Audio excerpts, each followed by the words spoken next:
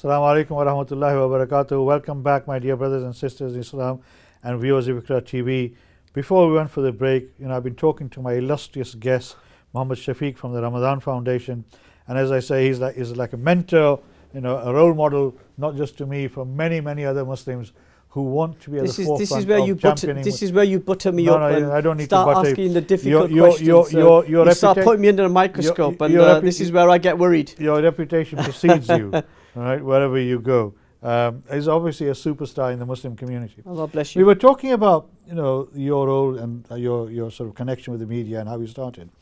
And from the moment you started, obviously it's been quite a while now. It's been over 14, 15 years that you've been at the forefront of the media. Have you noticed this change? I mean, we talked about 7/7, where your launch was. And actually on the day of 7/7, we had the Archbishop of Canterbury in Batley at our mosque, right, Rowan Williams. Yeah. And we were having a program, and we started getting these phone calls and messages that there's been a major incident in London. And we all thought, one of the transformers had exploded or something like that. And as during the day, as it went along, that's when the news coming through, it's been our equivalent of this tragedy. Yeah, I was on a train down to London that morning. The day before that, I was in London. Yeah, yeah. I'd travel on the train from King's Cross to Victoria at the same time. I was in the Home Office the day before that. Yeah. And we were all preparing for the Olympics, or the civil servants were. Yeah. But I mean, the media's role has changed substantially. We didn't have social media, as you said before. Now we've got social media, and I know you're a major player on social media. I'm still away from Twitter. I'm still trying to corrupt you to get into Twitter. You tried me once. I joined Twitter once. I made one comment on Twitter, and that was the end of it. That goes back to about 6-7 years ago. Yeah. I'm not on Facebook. I'm not on Instagram. I'm not on Twitter or anything like that. But you still keep eyes on me. I just do a bit of WhatsApp. But yeah, the media obviously has changed. The narrative against Muslims and Islam has also changed. You must have seen that over the years that you've been working. How's the media got into this situation where they have become more actively pronounced in being anti-Muslim, and more comfortable in portraying Muslims in a negative light rather than a positive one? So I think September 11th kind of give an opportunity for those who wanted to demonize, collectively punish Muslims, paint us as foreigners, people who didn't want to integrate, people who want to live in silo communities, force their women to wear the niqab, for example.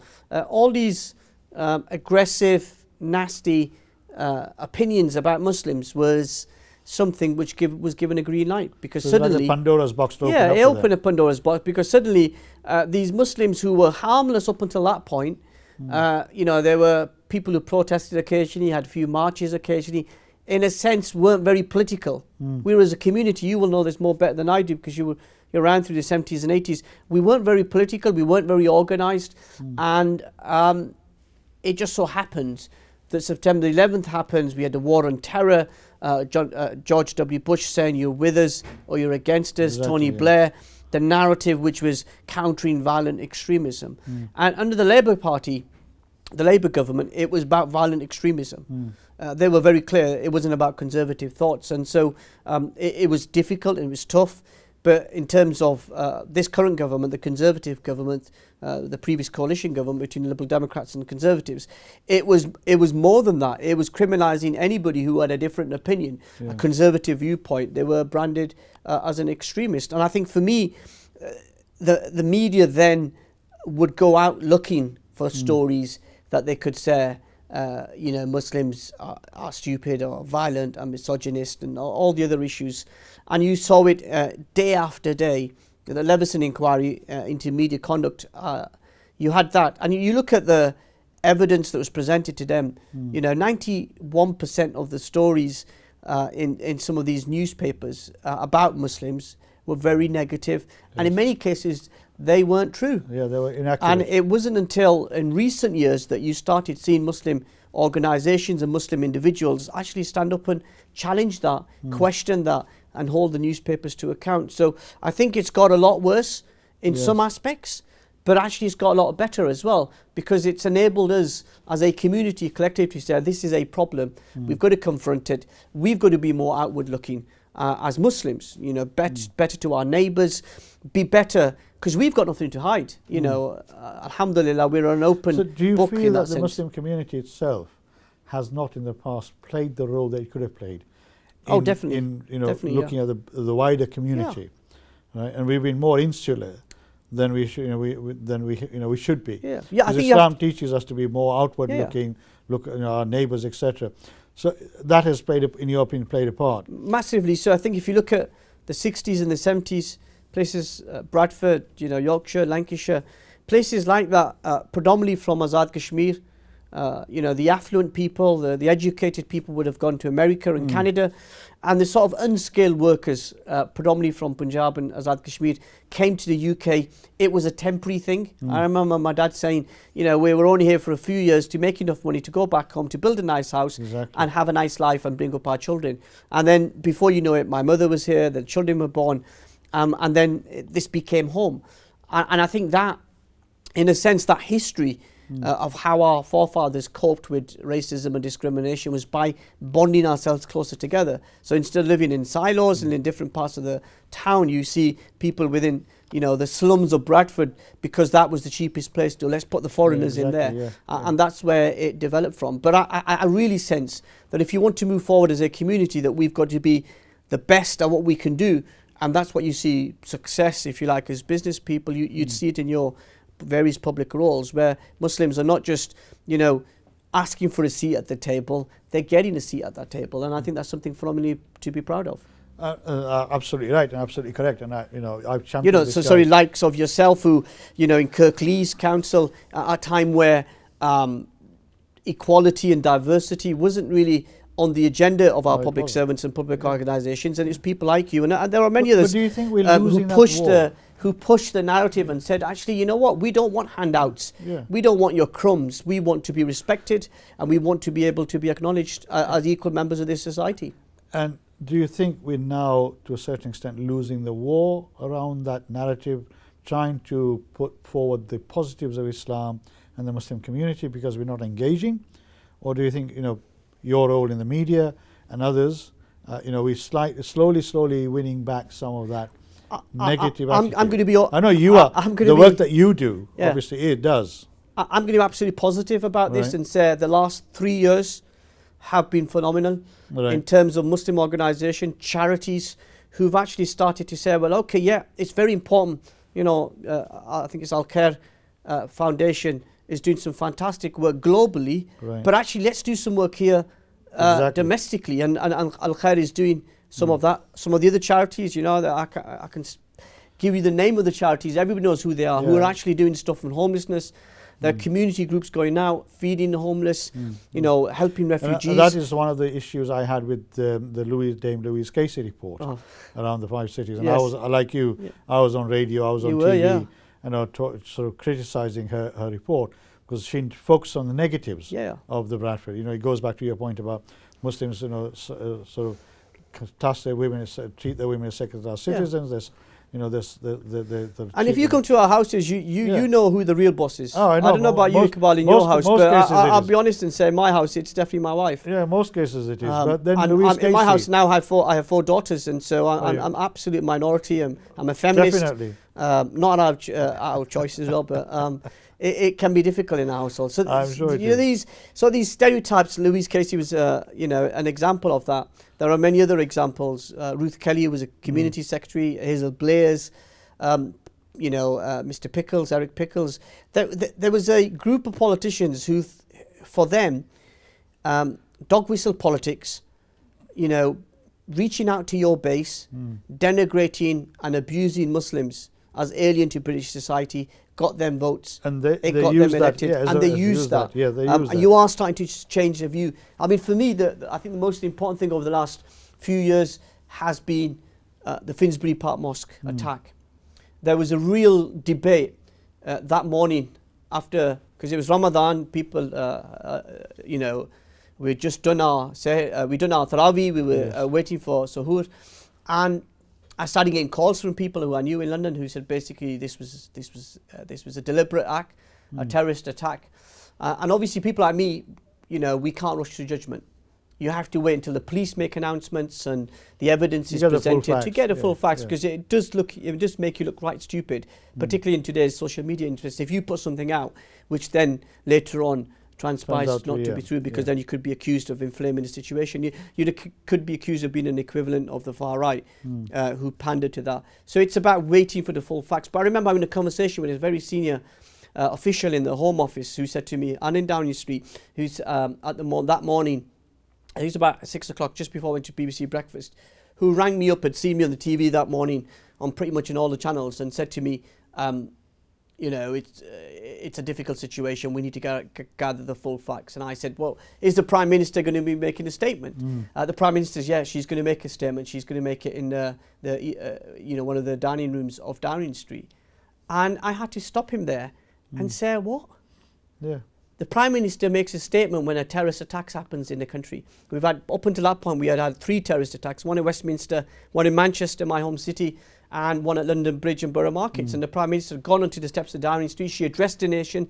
She reassured the whole country and brought people together. And very pretty, you know, whatever our politics and views about Theresa May, it was a very powerful moment. And then actually to convince those senior official within Downing Street and the Home Office to say, well, actually, that's unacceptable. Yeah. Why can't you do it? Yeah. We demand the Prime Minister delivers a speech on the steps of Downing Street like she's done for other terrorist attacks. And I think pushing back on that, you had other Baroness Warsi and senior elected politicians from all the political parties pushing back at that. And actually you saw that reaction where Theresa May was then, you know, on the steps of Downing Street giving a reaction. Jeremy Corbyn was the same. I think it was Tim Farron was the leader of the Lib Dems. So you actually saw the country come together and realise that, you know, terrorism isn't just exclusively so because of your Muslim efforts problem. And because of your efforts. Well, effort of many people, but I think persistency in making sure that you don't compromise on those key principles. And you say, you know, as I said to the person, when it came to terrorism, when it came to the brutal murder of Lee Rigby, we didn't hesitate. We, the Muslim community, people like yourself and many others, you know, who are active in our community, we didn't hesitate to call it out. We didn't hesitate to plan vigils and show solidarity with our fellow brothers and sisters in humanity. And so when our community is under attack, we expect the same solidarity and support from the community. And you saw it in the New Zealand Christchurch terrorist attack, where there was a real sense of coming together. You know, the chief rabbi and the tone had been set by the leadership, the Prime Minister of New Zealand. Absolutely. She encompassed a reaction that was so heartfelt. For her, it was irrelevant why there were people in the Muslim community who were engaged in terrorism. This was a sick individual who deliberately targeted people in a place of worship. All places of worship should be sacred. And I think she set the tone, she set the standard, and the world leaders followed that. And the reaction from that was very, very positive, to the point where, you know, the Board of Deputy of Jews, I pretty much disagree with a lot of things that they do because of the Israeli-Palestinian conflict, and we're often debating and claiming and counterclaim. But actually, you know, to get that, the chief rabbi to make his statement, I think was pretty powerful, as it was from the Archbishop of Canterbury. Definitely. But do you think, if Allah forbids, you know, something happens in this country equivalent to what happened in Christchurch, would you see that our Prime Minister, whoever is at that time, it looks like Boris Johnson at the moment, doing something similar to what the Prime Minister of New Zealand has done? Do you envisage that could happen? If you were to ask me, would any of the Conservative politicians do that? I doubt it very much. But you know, I'm a openly Jeremy Corbyn fan and openly Jeremy Corbyn supporter, so I obviously declare an interest. I wasn't aware of that. I am a declare an interest, a good friend of his. So I think we've got somebody there who, you know, when the Grenfell Tower happened, the Prime Minister turned up, talked to a few police officers and fire services, and she left. And I can understand, you know, the Prime Minister has. It was in the immediate aftermath. After a lot of pressure, she came. Yeah, but it was the immediate aftermath of a terrorist attack, so security is very tight around the Prime Minister, and rightly so. She's head of our government, and she needs protecting from some evil people. But Jeremy Corbyn didn't do that. He went out, he went on the ground, he gave hugs to people. He showed that empathy. And I just don't think that Boris Johnson's got it. I don't think Jeremy Hunt's got it. I think David Cameron had it.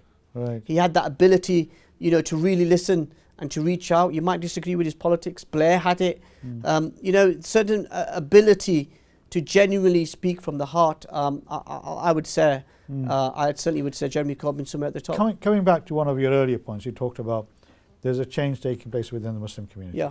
The Muslim community is becoming more proactive, so we're not now concentrating all our resources, India, Pakistan, Bangladesh.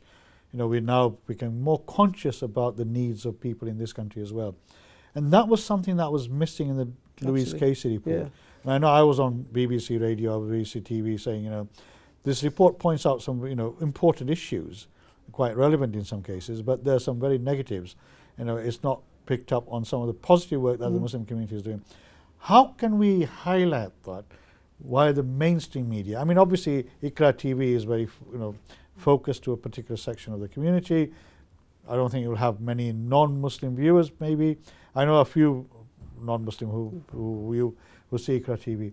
But how can we get the mainstream media to pick up and, sort of expose some of the very good work that is happening within our community, as you say, homelessness, feeding the poor. Yeah. The climate change initiatives which the mosque imams have been leading. There's a great, I forgot his name, a very respected Tablighi Jamaat Mufti recently put a fatwa out on organ donation. Change. Sorry? Climate change, was it? Yeah, no, organ donation. There's a really big one on organ donation and give you the Islamic opinion about organ donation. And I don't think it's about engaging the mainstream media, because they have their agenda, they have their narrative that they want to articulate. And so you think about that. I did an interview recently on BBC where I was told that the topic was about Donald Trump, Islamophobia, the Conservative Party and British politics. And the last 3 questions were about the LGBT protest in Birmingham. They didn't give me any, upfront saying this is going to be the question. Hoping that I was going to give them a good soundbite for their local news, but they're quite disappointed by that. So actually, I don't think it's about the mainstream media. I think now that we've got social media, I think now that our communities, our young people are actually working successfully in businesses, in industries, in various industries, that actually, that interaction on a human level, I think is far more important. That if you work with, say, 10 non-Muslims and you take them to an iftar party with the homeless, that would have a more profound impact on them than actually reading something in the newspaper or seeing something on the news. I think that's more powerful. Social media can play a very important not just social role. media, but I think that human-to-human interaction is far more important. So Joe Cox, for example, the Labour MP, was brutally murdered by a far-right activist, and Kim, who's her sister, who's leading this campaign of bringing communities together. I think that's profoundly important. And you're starting to see that more in our community, and I think that's going to be more effective than actually more in common together, stronger together as communities. And we've got yes, we've got differences. Yes, we're going to disagree, but I think the common issues that bind us together are going to take us over the line. And I think that is a very important point that you raised. In terms of the future. But I mean, I've just been told that we'll be going for another break now. But coming back, do you think that mosques and madrasas and our imams, our scholars, have got the ability to try and bring about that change? That, you and I ask. I mean, Jo Cox was a very good friend of mine. Yeah, she was. So, do you think they have the ability to do that at this moment in time? It is absolutely necessary. We need to go for a break. Inshallah, we'll be back soon. So don't go away. This is a very important discussion. I'm not sure if I'll ever be lucky to bring him again or not. So don't go away. I could never say no to you, sir. So inshallah, we'll be back soon.